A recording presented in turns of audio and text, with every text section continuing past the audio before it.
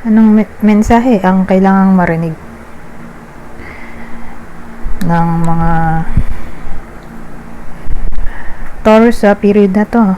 Pwedeng nangyayari na itong magiging reading natin or mangyayari pa lang. Kung hindi man para sa inyo itong magiging reading natin, edi baka para sa someone na malapit sa inyo o sa someone na kilala nyo mismo. Baka may lumabas na gender mamaya, gawin nyo na lang energy. Masculine at feminine energy. Pwede rin naman na wag nyo nang pansinin ang gender. Hindi ko masasabi kung anong magiging reading, kung positive ba o negative. Depende sa kung anong mapipick up pong energy. Walang masama kung papanoorin ang Sun, Moon at Rising sign kasi baka alin man sa mga yan ay mag-resonate na sa sitwasyon nyo. So, meron tayo ditong 10 of Wands, 9 of Pentacles, 8 of Cups.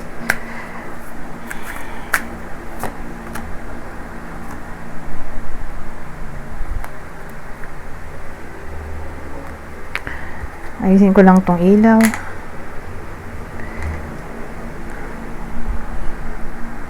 So, yung 10 of Wands, kinlarify ng Hanged Man. Oh, at 5 of Swords.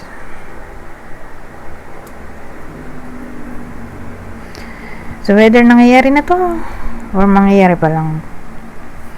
Mukhang may problema tayo. Itong tatlong card To. Hanged Man, 5 of Swords. At ang tingin kong magiging problem ng iba sa inyo ay all about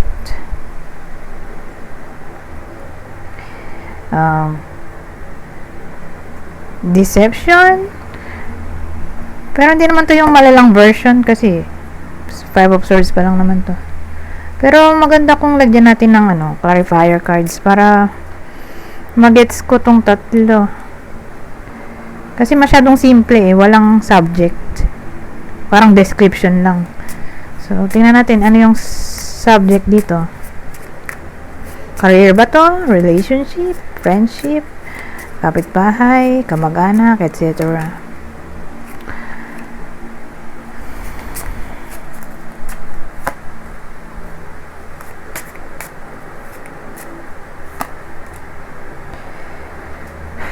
Ano to? More like sa friendship. May someone na deceptive literal deceptive na to. Pero hindi pa siya yung yung malalangang version. So, sabihin natin nakikip siya ng secret. O may hidden agenda siya, hidden plan na malicious. Oh my God. Siya yung magiging problem dito sa period na ito. Magkukos siya ng burden. May kinikip siyang secret kasi hidden agenda, hidden motive, o may kinikip siyang confidential something.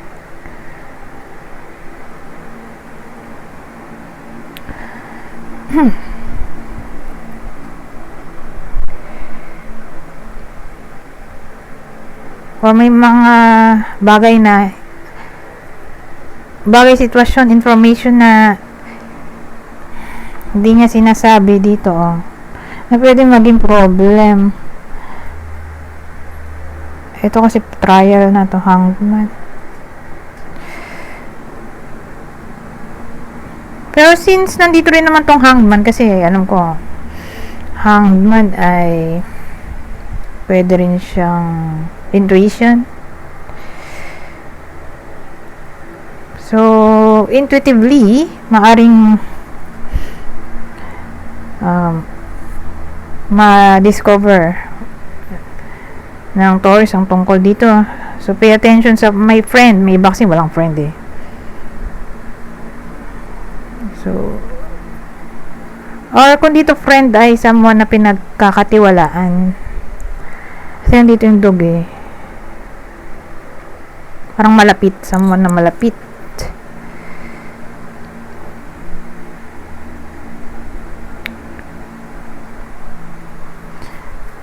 Kumbaga, maraming meaning kasi ito. Pwede rin tong discernment.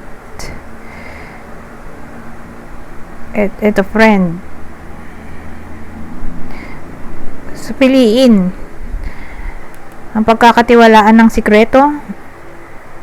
Baka kasi, ano yan, gamitin against sa iba sa inyo yung secret nyo. Or baka, who knows, friend niya yung enemy nyo. Or who knows, baka binabackstab kayo dito.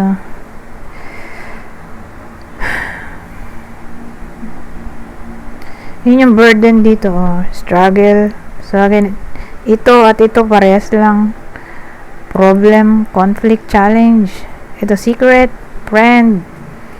So again, marami siyang meaning eh. Pero maglalagay lang ako ng specific word na kinuha ko sa mga meaning. Ito, discernment. Ito nga ay deceptive. Sa Five of Swords,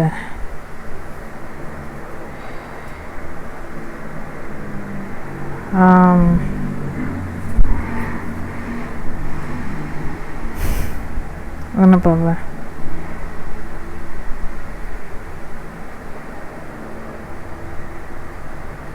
Or destructive.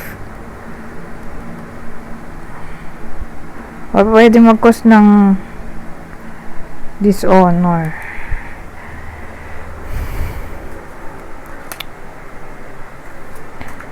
So, beware sa friend. Maganda kung lagyan natin ng clarifier yung part na yon. Ay, hindi siya clarifier, kundi clue. Para may awareness sino yung pagkakatiwalaan at sino ang hindi sa period na to. Ito yung possible friend. Ayan. Friend na tinutukoy ko sa kwento kanina, ha? Na may pagka-deceptive. Aquarius. Gemini. Pisces. So, sila yung maaaring maging enemy ng iba sa inyo sa period na to, or hindi dapat pagkatiwalaan ng secret. Sa period lang naman na to. Don't worry.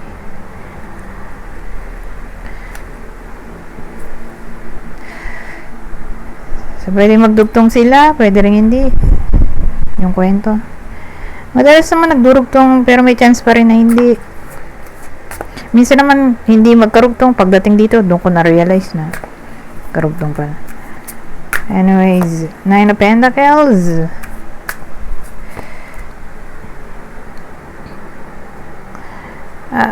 Kinlarify ng Four of Wands at Six of Swords.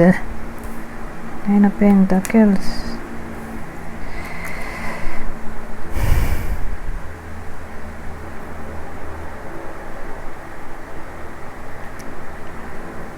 Six of Swords. Maganda naman. In a way na magbubunga ang pinaghirapan dito sa Nine of Pentacles. Kasi may transition na maaaring mangyari dito. So more like promotion or good change. Dito sa Six of Swords natin, na parang feeling good kayo dito mentally.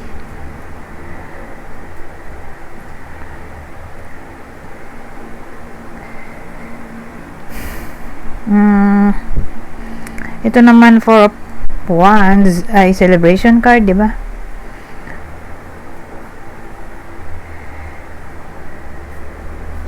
So, yan, promotion, recognition sa workplace, praise. Pero kung dito, work topic,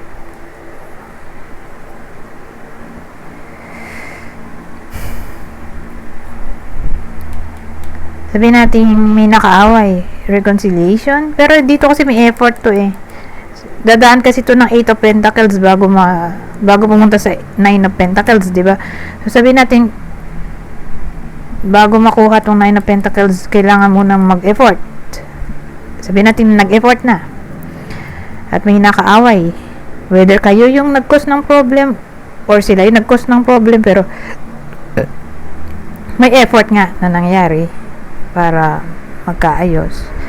So, doon na papasok yung reward award dito sa 9 of Pentacles, at ito ay magiging harmony. So, ito ay pag-move on mula sa mga past issues, past baggages, past conflicts. So, yan. Pero kung single, kasi singlehood to eh, 9 of Pentacles, makapag-save siya ng money dito, or priority niya mag-conserve ng money. Depende kung magkapera, edi save niya sa bangko. Ngayon, kung wala namang ine-expect na perang darating, edi magiging barat siya dito, i-conserve ang money, yung Taurus. Ay, ang naisip ko dito, 4 of Pentacles. Oh my God. 4 of Wands pala to. Sasabihin na lang natin, pwede pa rin naman yun, di ba? Reading pa rin naman siya. Pero kung gagawin natin tong 4 of Wands, kasi nga, tumatak sa isip ko 4 of Pentacles. Kaya sabi ko, save ng money. So, kung 4 of Wands, harmony nga. Tulad nga sabi ko kanina, celebration card, harmony. Or lagi lang siya nasa bahay, comfortable siya doon, may peace of mind sa bahay, madalas siyang mag-stay sa bahay.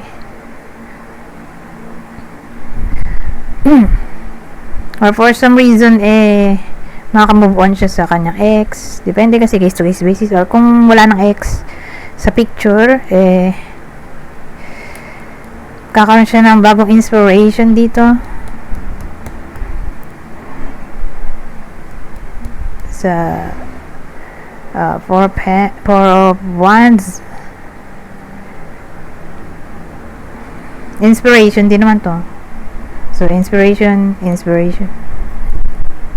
New inspiration nga. Or finally, nakalis na siya sa pagiging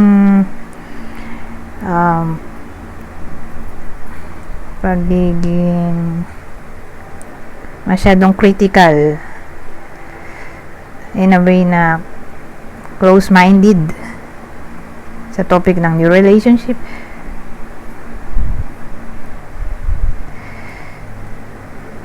So, ganun dating sa akin, kung singlehood to, bibigyan niya ng chance ang sarili magmahal ulit. So, ayun, ma-inspire siya for some reason, whether kakakrush siya, or may magkakakrush sa kanya, or bubuksan lang niya ang heart niya magmahal ulit. What if magmahal ulit, gano'n. Sa chance ba ng new relationship, bubuksan niya ang sarili niya sa new chance or opportunity ng bagong relasyon. Anyways, ito 8 of Cups.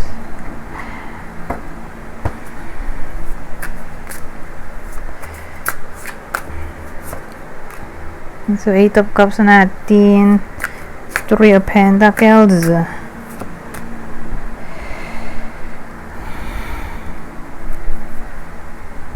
Eight of Cups, 3 of Pentacles. Page of Wands.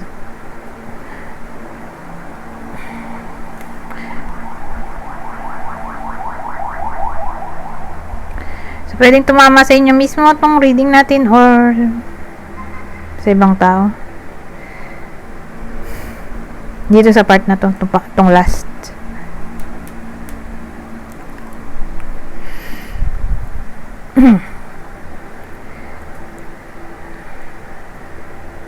Kasi ang dating sa akin,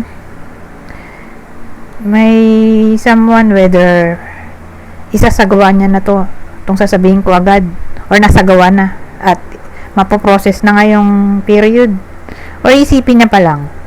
So, ano yung sinasabi ko? Parang magre-resign dito eh. May magre-resign.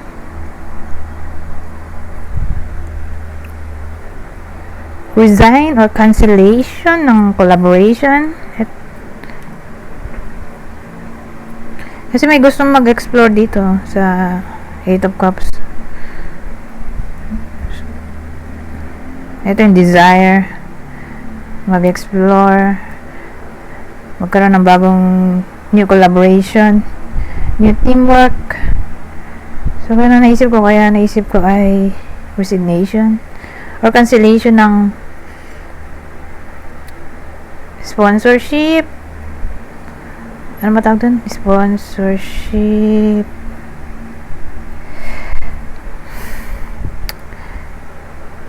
Parang partnership, ganun. Na parang grupo yung partnership. Marami silang magkakasosyo or magkaka-work. So again, pwedeng sa workplace to, or may kadil eh. So naisip ko sponsorship, brand deals siguro.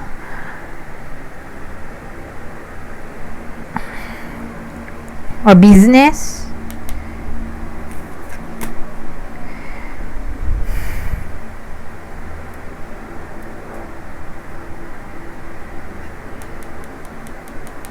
Gusto mag-try ng something new dito. Gusto maging adventurous. So, bagay, explore. Ito, walking away din. Or ito kasi pwede rin growth eh. Evolution. Hanapin yung missing. Parang feeling niya may something missing. Kaya gusto niya mag-explore. Ano dati? Ng something new.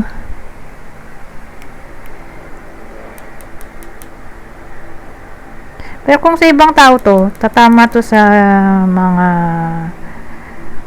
taong may edad na teenager to 25. Teenager to 27. Ayan, mga ganun. Teenager to 27 years old. Kung ibang tao yung tatamaan ng sinasabi ko na information ko kanina.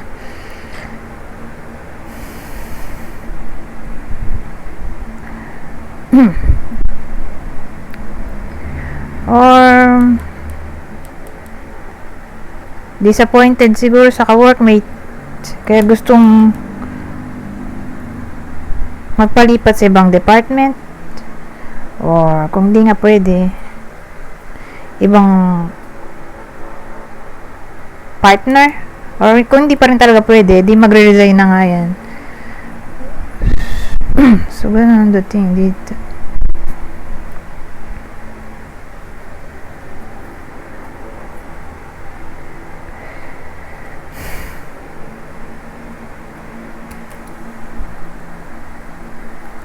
O project siguro to. Cancellation ng project. So, hindi man siya relasyon, hindi naman siya purong relasyon, love reading. Ito nga, parang wala akong nabanggit na relationship reading dito as a whole. Pero yung specifically tungkol sa love ay dun lang tumama sa single. Pero again, regardless kung single or hindi, applicable pa rin naman ang reading. Di nga lang tayo masyadong nag-focus sa relationship. Iba-iba yung scenario. Anyways, dito naman tayo sa susunod. Ano bang ibang scenario ang makukuha natin dito? Bravery.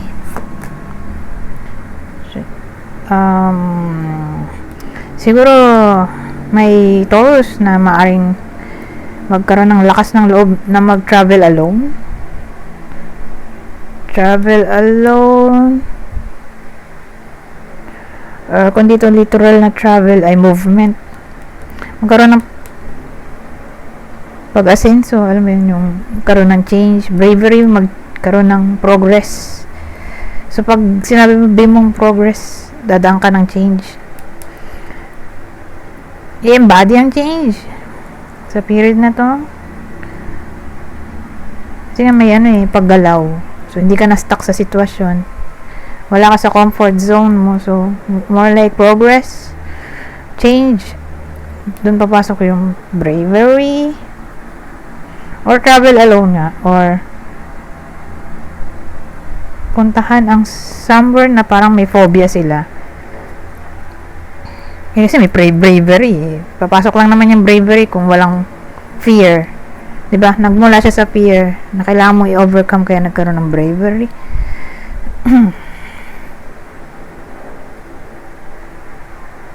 Or tungkol to sa laziness, procrastination na ma-overcome sa period na to.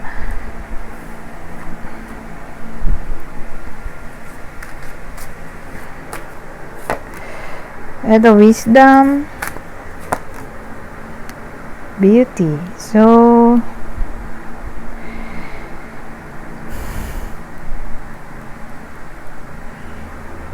ang dating sa akin, magiging optimistic ang iba sa inyo sa period na to, na tingnan or i-view ang mga pagsubok sa buhay in a positive way, kaya may beauty.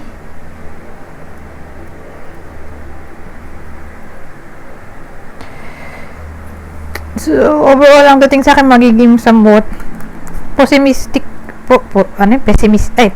optimistic. Magiging somewhat optimistic ang Taurus sa period na to, na i-face ang mga problema, i-solve ang mga challenges,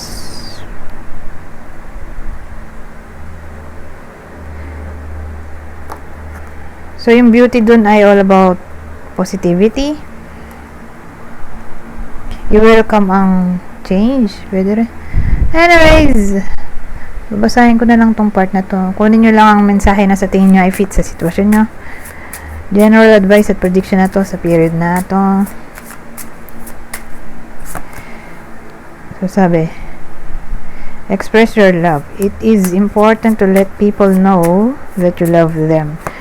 You have nothing to lose. Ito, beware of codependency. Addictive behaviors are affecting your romantic life. At ang huli,